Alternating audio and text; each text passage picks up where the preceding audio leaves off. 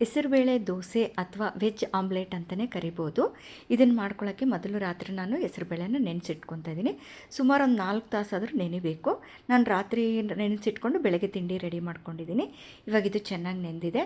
ಈ ನೀರನ್ನೆಲ್ಲ ಚೆನ್ನಾಗಿ ತೆಗೆದುಬಿಟ್ಟು ಮಿಕ್ಸಿ ಜಾರ್ಗೆ ನೆಂದಿರುವಂಥ ಹೆಸರುಬೇಳೆ, ಅದಕ್ಕೆ ಸ್ವಲ್ಪ ಉಪ್ಪು, ಜೀರಿಗೆ, ಅಲ್ಲ ಬೆಳ್ಳುಳ್ಳಿ ಪೇಸ್ಟ್ ಆದರೂ ಹಾಕೋಬೋದು, ಶುಂಠಿ ಒಂದನ್ನು ಹಾಕೋಬೋದು, ಹಸಿಮೆಣಸಿನ್ಕಾಯಿ, ಕೊತ್ತಂಬರಿನೂ ಹಾಕ್ಕೋಬೋದು. ಚೆನ್ನಾಗಿ ನುಣ್ಣಗೆ ರುಬ್ಬ ನಂತರ ಒಂದು ಸ್ವಲ್ಪ ನೀರನ್ನು ಆ್ಯಡ್ ಮಾಡಿಕೊಂಡು ಮತ್ತೆ ಇನ್ನೊಂದು ಸರಿ ರುಬ್ಕೊತಾ ಇದ್ದೀನಿ. ತುಂಬ ನೀರು ಅಲ್ಲ, ತುಂಬ ಗಟ್ಟಿಯಲ್ಲ, ಈ ಅದಕ್ಕೆ ಮಾಡ್ಕೊಂಡಿದ್ದೀನಿ. ಇದು ಒಂದು ಬೌಲಿಗೆ ಮಿಕ್ಸ್ ತೆಕ್ಕೊಂಡು ಅದ್ರಾಗೆ ಸ್ವಲ್ಪ ಈರುಳ್ಳಿ ಚಿಕ್ಕದಾಗಿ ಕಟ್ ಮಾಡ್ಕೊಂಡಿರುವಂಥ ಮತ್ತು ಟೊಮೆಟೊ ಹಣ್ಣು. ಇವಾಗ ಅಂಚು ಚೆನ್ನಾಗಿ ಕಾದಿರಬೇಕು. ದಪ್ಪನ ದೋಸೆಗೆ ಬಂದುಬಿಟ್ಟು ಫಸ್ಟಿಗೆ ಮಾತ್ರ ಚೆನ್ನಾಗಿ ಎಣ್ಣೆ ಹಚ್ಚಿಬಿಟ್ಟು ಎಣ್ಣೆ ಮೇಲೆ ಒಂಚೂರು ನೀರು ಉದುರಿಸ್ಬೇಕು. ಯಾಕಂದರೆ ಇದು ಗಟ್ಟಿ ಇರುತ್ತಲ್ವ ಹಿಟ್ಟು, ನಾವು ಸ್ಪ್ರೆಡ್ ಮಾಡಬೇಕಾದ್ರೆ ಎಣ್ಣೆ ಇತ್ತು ಅಂತಂದ್ರೆ ಅದು ಸ್ಪ್ರೆಡ್ ಮಾಡೋಕ್ಕೆ ಬರಲ್ಲ, ಅಂಟ್ಕೊಳ್ಳುತ್ತೆ. ಹಾಗಂತ ಎಣ್ಣೆ ಇಲ್ಲದೆ ಹಾಕೋಕ್ಕೋದ್ರೂ ಬರಲ್ಲ. ಫಸ್ಟು ಸ್ವಲ್ಪ ಎಣ್ಣೆ ಹಚ್ಬಿಟ್ಟು ಸ್ವಲ್ಪ ನೀರು ಹಾಕಬೇಕು. ಇನ್ನು ನೆಕ್ಸ್ಟೆಲ್ಲ ಮಾಮೂಲಿ, ಅದನ್ನು ತೋರಿಸ್ತೀನಿ. ಇವಾಗ ಇದು ಒಂದು ಕಡೆ ಆಗಿದೆ. ತುಂಬ ಉರಿ ಜೋರು ಇರಬಾರ್ದು, ಹಾಗಂತ ಕಡಿಮೆ ಅಲ್ಲ, ಮೀಡಿಯಮ್ ಉರಿ ಇರಬೇಕು. ಮೇಲೆ ಎಣ್ಣೆ ಬೇಕಂದ್ರೆ ಹಾಕೋಬೋದು, ಇಲ್ಲಾಂದರೆ ಇಲ್ಲ. ಫಸ್ಟ್ನೇದು ಮಾತ್ರ ಈ ಥರ. ಇವಾಗ ಎರಡು ಕಡೆ ಚೆನ್ನಾಗೇ ಬೆಂದಿದೆ. ನೋಡ್ತಾ ಇದ್ದೀರಾ, ಉತ್ತಪ್ಪ ಅಂತನಾದರೂ ಅನ್ಬೋದು, ದಪ್ಪನ ದೋಸೆ ಅಂತನಾದರೂ ಅನ್ಬೋದು. ಇವಾಗ ಎರಡನೇ ದೋಸೆ ಹಾಕಬೇಕಾದ್ರೆ ಎಣ್ಣೆನೂ ಅಥವಾ ನೀರನ್ನು ಏನೂ ಹಾಕೊಳ್ಳೋ ಅವಶ್ಯಕತೆ ಇಲ್ಲ. ಅಂದರೆ ನೆಕ್ಸ್ಟ್ ಪ್ರಾಸೆಸ್ ಎಲ್ಲ ಸೇಮ್ ಇದೇ ಥರ. ಇವಾಗ ಇದನ್ನು ಹಾಕ್ಕೊಂಡು ಸ್ವಲ್ಪ ಚೆನ್ನಾಗಿ ಸ್ಪ್ರೆಡ್ ಮಾಡ್ಕೋಬೇಕು. ನಿಮ್ಗೆ ಎಷ್ಟು ತೆಳು ಬೇಕಂದ್ರೆ ಅಷ್ಟು ಮಾಡ್ಕೋಬೋದು. ತುಂಬ ತೆಳು ಬರಲ್ಲ, ಯಾಕಂದರೆ ಉಳ್ಳಾಗಡ್ಡೆ ಟೊಮೆಟೊ ಹಣ್ಣು ಅಡ್ಡ ಬರ್ತಾ ಇರುತ್ತೆ. ಸೊ ಹಾಗಾಗಿ ನೆಕ್ಸ್ಟ್ ದೋಸೆ ಎಲ್ಲ ಈ ಥರ ಫಸ್ಟೇ ಸ್ಪ್ರೆಡ್ ಮಾಡಿಕೊಂಡು ಅದ್ರ ಮೇಲೆ ಎಣ್ಣೆ ಹಾಕ್ಕೋಬೇಕು. ಆಮೇಲೆ ನೀರು ಹಾಕೋ ಅವಶ್ಯಕತೆ ಏನೂ ಇರಲ್ಲ. ಮೀಡಿಯಮ್ ಉರಿಗೆ ಚೆನ್ನಾಗಿ ಫ್ರೈ ಮಾಡ್ಕೋಬೇಕು. ಇವಾಗ ನೋಡ್ತಾ ಇದ್ದೀರಾ, ಇದನ್ನು ಸ್ವಲ್ಪ ನಿಧಾನಕ್ಕೆ ತೆಕ್ಕೋಬೇಕು.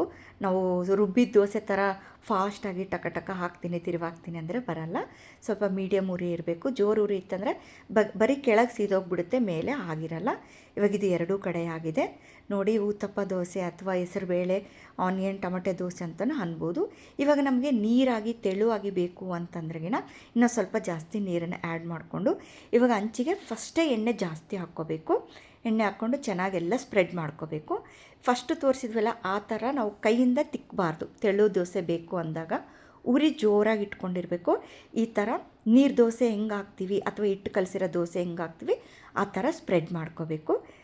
ಅಂಚು ಸ್ವಲ್ಪ ಹಿಂಗೆ ತೆಗ್ಗು ಮಾಡಿದ್ರೆಗಿನ ಎಲ್ಲಾದರೂ ಎಕ್ಸ್ಟ್ರಾ ಇತ್ತು ಅಂತಂದರೂ ಅದಕ್ಕೆ ಕೆಳಗೆ ಜಾರ್ಕೊಂಡು ಬಂದುಬಿಡುತ್ತೆ. ಇವಾಗ ಇದು ಹಾಕಿದ ತಕ್ಷಣ ಉರಿನ ಸಣ್ಣ ಇಡಬೇಕು. ಈ ಥರ ಇಡೋದ್ರಿಂದ ಅದು ಚೆನ್ನಾಗಿ ಡ್ರೈ ಆಗುತ್ತೆ. ನೀರಿನ ಅಂಶ ಜಾಸ್ತಿ ಇರೋದ್ರಿಂದ ಸಣ್ಣ ಇಟ್ಟು ಅಂದರೆ ಡ್ರೈ ಆದ ನಂತರ ನಾವು ಜೋರು ಇಟ್ಕೋಬೇಕು. ಇಲ್ಲಾಂದರೆ ಕೆಳಗೆ ಮಾತ್ರ ಬೆಂದುಬಿಟ್ಟಿರುತ್ತೆ, ಮೇಲೆ ಬೆಂದಿರಲ್ಲ, ನಮಗೆ ತಿರುವಾಕೋಕ್ಕೂ ಬರಲ್ಲ. ಈ ಥರ ಡ್ರೈ ಆದಮೇಲೆ ಸ್ವಲ್ಪ ಉರಿ ಜಾಸ್ತಿ ಮಾಡ್ಕೋಬೇಕು. ನಿಧಾನಕ್ಕೆ ಸುತ್ತಲೇ ಎಲ್ಲ ಫಸ್ಟು ತೆಕ್ಕೊಂಡ ನಂತರ ಈ ಥರ ಉಲ್ಟಾ ಹಾಕಬೇಕು. ಇವಾಗ ಇದನ್ನು ಪ್ಲೇನಾಗಿ ಈಗೇನೂ ತಿನ್ಬೋದು. ಎರಡು ಕಡೆ ಚೆನ್ನಾಗಿ ಬೇಯಿಸ್ಕೊಂಡ ನಂತರ ಕಡಲೆಪುಡಿ ದೋಸೆ ಅಂತ ಹೇಳ್ತೀವಿ ನಾವು, ಅಥವಾ ಯಾವ ಪುಡಿ ಆದರೂ ಹಾಕ್ಕೋಬೋದು. ಕಡಲೆಪುಡಿ ವಿಡಿಯೋನ ನಾನು ಅಪ್ಲೋಡ್ ಮಾಡಿದ್ದೇನೆ. ಅದಕ್ಕೆ ಉರುಗಡ್ಲೆ, ಉಪ್ಪು, ಖಾರ, ಬೆಳ್ಳುಳ್ಳಿ ಹಾಕ್ಕೊಂಡು ಮಿಕ್ಸಿ ಮಾಡಿಕೊಂಡ್ರೆ ಕಡಲೆಪುಡಿ ರೆಡಿ. ಇದಕ್ಕೆ ಎಣ್ಣೆ, ಬೆಣ್ಣೆ, ತುಪ್ಪ ಏನಾದರೂ ಹಾಕ್ಕೋಬೋದು. ನಾನು ಎಣ್ಣೆ ಹಾಕ್ಕೊಂಡಿದ್ದೀನಿ. ಈ ಥರ ಒಂದು ಸೈಡ್ ಹಾಕ್ಕೊಂಡು ಇನ್ನೊಂದು ಸೈಡ್ ಫೋಲ್ಡ್ ಮಾಡಿಕೊಂಡು ಪುಡಿ ದೋಸೆನೂ ರೆಡಿ ಮಾಡ್ಕೊಂಡಿದ್ದೀನಿ. ಇವಾಗ ನೋಡ್ತಾ ಇದ್ದೀರಾ, ದಪ್ಪನ ದೋಸೆ ರೆಡಿ, ತೆಳು ದೋಸೆ ರೆಡಿ ಆಗಿದೆ, ಮತ್ತು ಪುಡಿ ದೋಸೆನೂ ರೆಡಿ ಆಗಿದೆ. ಇದು ಬಿಸಿಲುಗಾಲಲ್ಲಿ ತಂಪಾಗಿರುವಂಥ ಟೇಸ್ಟಿ ಆದಂಥ ದೋಸೆ ರೆಡಿ ಟು ಈಟ್.